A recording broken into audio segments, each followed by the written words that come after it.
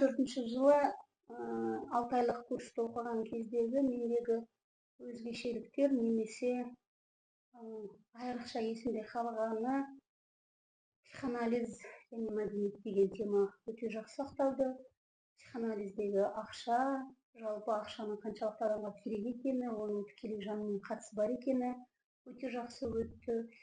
Ең қызығы негізі психоанализ негізінен оқып жатырған кезде адамда білер білінбес трансформация болады. Өйткені кейбір терминдер немесе енді өмірімізде жаңадан бір ғылым немесе жаңадан бір мамандық еніп жатқаннан кейін кейбір сөздерді немесе кейбір моменттерді ұпысқа кетіп немесе түсінбей жүрген моменттерім көп болды. Енді қызық үшін айтайын, ең бірінші сабақта мен ұйықтап қалдым. Онлайн болған соншалық ұйықтап қалдым. Жоқ, вроде наушникпен, но в то же время ұйықтап қалдым. Кейін Анна ханым интерпретация берген кезде ол жаңағы қарсылықтың бір белгісі деді, деп содан келесіде. Бірақ әрбір сабаққа келген кезде оңай келмейсің, даже онлайн болса да, әйтеуір бір сылтау, әйтеуір бір қосымша бір жұмыстар, заботалар үнемі шығып тұратын, бірақ соған қарамастан әйтеуір өзімді искусственно жеңіп онлайн каждый пятница келіп отырдым. И бір момент енді әр адамның басында болады ғой, тем более үйдің тұңғышы болғаннан кейін мен осы 6 айлық курсты оқыған адамның бүгінгі таңда психоанализге енді ғана аяғымды бастым. Соның өзінде менің түсінгенім жалпы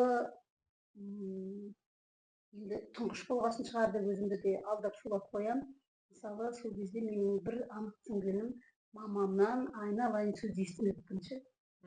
Әлде барлық қазақ балаларының тұңғышы солай өсе ма деп те сөйтіп жаңағыдай артымды шайып қойғандай болдым. Бірақ енді сол моментте бір сол сәт есіме түсті. 6 айлық курс оқып жүргенде келесі момент өзімнің туған ініммен отношениямның дұрыс емес екені кәдімгідей қолыма ұстағандай болды. Және сәби кезімде тағы да бір бауырыммен ойнап жатқан кезде совет үкіметінде андай 3 жақты айна болатын еді ғой, триумно деп па айтылатын еді. Сол айнаның алдында мен де кішкентайым, бауырым менен 2 жас кіші, ол да кішкентай еңбектенді.